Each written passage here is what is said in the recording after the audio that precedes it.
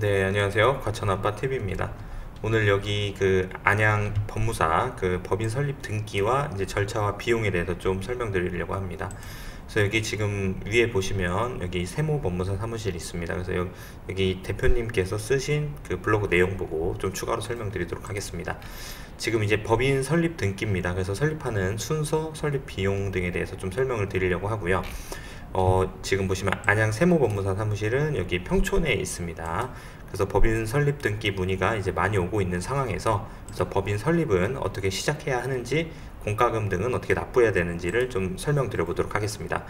일단 첫 번째로 이제 법인 상호 정확입니다. 이제 보통 법인을 설립한다고 했을 때 같은 상호가 있는지 없는지 좀 체크하는 게 중요한데, 회사 본점을 정하기 전에 같은 관할 내에 동일한 상호가 있는지 꼭 확인하셔야 됩니다. 그래서 좀 설명을 드려보면, 이게 이제 지금 인터넷 등기소 이제 들어온 겁니다. 그래서 보시면은 뭐 여기서 뭐 나는 서울에다 할 거다, 인천에다 할 거다, 이거는 정할 수가 있는 거고, 그래서 뭐 예를 들어 뭐 지금 과천아빠 이렇게 쳐보겠습니다.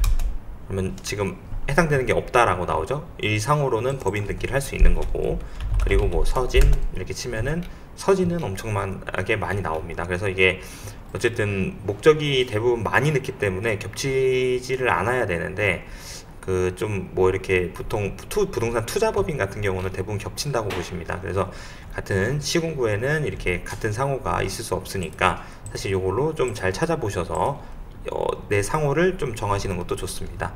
그래서 두 번째로 이제 자본금 정확입니다. 그래서 자본금은 최소 100원부터 가능하지만 최소 100만 원 이상을 추천드립니다. 그래서 다만 사업 목적 또는 업종에 따라서 최소 자본금 요건이 있을 수 있습니다. 그래서 이제 원래 부동산 중개법인 같은 경우는 이제 자본금이 5천만 원이었죠. 최소 자본금이. 근데 이게 제가 중개법인 만들 때만 하더라도 있었습니다. 근데 지금은 없어진 상황이어서 지금은 자본금에 최소 규정이 없는 거죠. 그래서 대부분 뭐 100만 원에서 한 1000만 원 정도 수준으로 중개법인 만들고 있습니다. 그래서 이제 다음은 임원 정확입니다. 그래서 임원은 사실 이제 크게 대표이사, 사내이사, 감사 이렇게 구성되어 있습니다.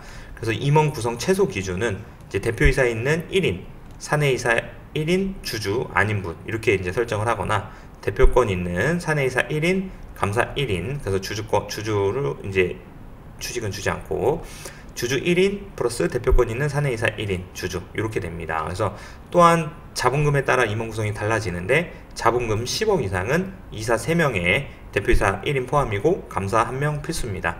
자본금 10억 미만은 대표권 있는 사내이사 1명만으로도 가능합니다. 근데 이게 처음에 이제 설립하실 때는 이제 감사를 1명 넣어야 됩니다. 그리고 넣은 상태에서 이제 일정 수준 운영하시다가 이제 감사를 사임하는 절차로 해서 1인 대표이사 체제로 가는 거죠. 이게 대부분 좀 이제 부동산 투자법인 같은 경우는 이렇게 많이 사용을 하고 있는 거고요. 그리고 이제 법인 설립 시 주주가 아닌 이사나 감사가 설립 절차에 대한 조사 보고서 역할을 수행해야 하므로 주주가 아닌 이사, 감사를 선임하여 최소 인원을 구성하는 것을 추천드립니다. 그래서 이게 방금 드린 말이 이게 이 내용이고요. 이제 주주 정확입니다. 그래서 투자를 받으면서 사업을 확장해야 하는 상황에서 대표자 본인과 핵심 인력 등을 주주를 구성하는 거고, 투자가 필요 없는 상황에서는 대표자 본인과 가족으로 구성하는 겁니다. 그래서 이게 부동산 투자법이나 회사 같은 경우는 애초에 자식분들을 좀 비율을 일정 수준 넣어준 다음에 그리고 매년 배당 절차를 통해서 어쨌든 이게 좀 절세를 하는 효과도 있는 거죠. 그래서 이 주주 정하기가 처음에 되게 엄청 중요합니다. 다음으로 법인 설립 시 공과금 비용입니다. 그래서 이제 과밀억제권은 이제 정액 등록세 곱하기 이제 3배 중과가 되는 거고, 그래서 자본금 2,800만 원 이하는 정액 납부, 2,800 초과는 이렇게 0.4, 20% 이렇게 해서 이제 나오는 거고요. 그리고 이사 3명인 경우에는 이제 공증을 받게 되어 있습니다. 그래서 별도의 공과금이 필요하고, 이제 소규모 주식회사 특례로 자본금 10억 미만 이사 2명 이하는 이게 공증이 필요 없는 절차 간단한 제도가 있습니다.